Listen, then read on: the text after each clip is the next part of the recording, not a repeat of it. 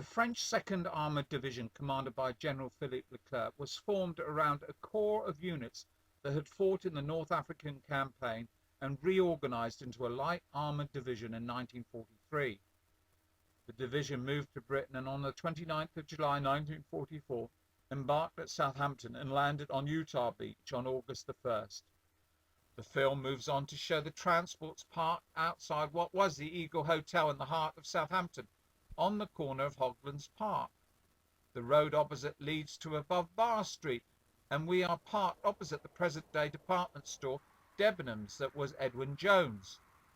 The cameraman turns around and follows the convoy looking towards Kingsland Market.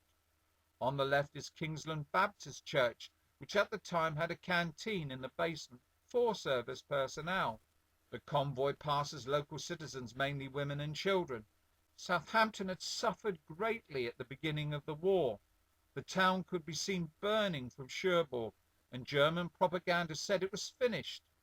When American forces were looking for a base, the British thought it was too vulnerable to attack.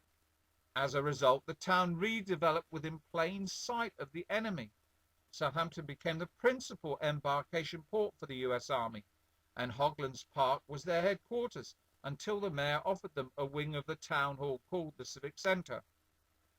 It is remarkable to see the range of dock facilities used by the Free French 2nd Armoured Division from a port that was considered finished in 1940. The column moves along the road turning into St. Mary's Place, which still runs parallel even today with St. Mary's Street. We can locate exactly the position of the convoy because across the top of the roofs we can see the steeple of St. Mary's, the mother church of Southampton. The column needs to separate after reaching Dock Gate 4, with part of the division embarking from the eastern docks, with the rest moving along Southampton's ceremonial gun platform lined with trees to S3 Hard, outside the platform tavern. To the left we can see the wall of the medieval God's House Tower. The Hard was specifically built to facilitate the fast and efficient loading of troops and materiel for the European campaign. The cameraman dwells on the column awaiting transportation from the LSTs or landing ship tanks at the Hard, with Harlan and Wolff engineering works in the background and the cranes over the top alongside the eastern docks. We switch back to a column marching inside Southampton's eastern docks. Once again we can locate the position accurately because in the background is HMS Shrapnel, the code name given to Southwestern Hotel during World War II when it was used as the headquarters for dockside movement of vessels. The 2nd Division are embarking on a Liberty ship from berth 44, the present-day ocean terminal, and trucks as well as a light tank are seen loaded aboard. Although the 2nd Division is supplied entirely with US Army government issue, they are instantly distinguishable as French troops for at least two reasons.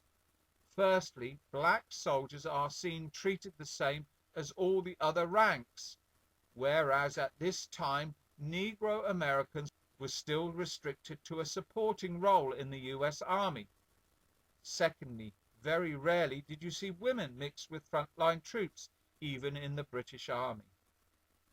The participation of women began in 1940 when Leclerc was told he could have 19 new ambulances, each with crew of driver and litter bearer trained in first aid.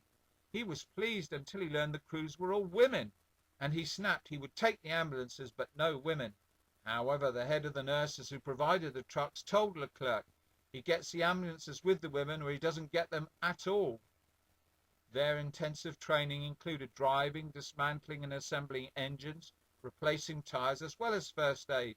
So when it was time for them to board a ship for England and they were stopped and told crisply no women allowed, Leclerc intervened saying they are not women, they're ambulance drivers, and they acquired the name Rochambeaux.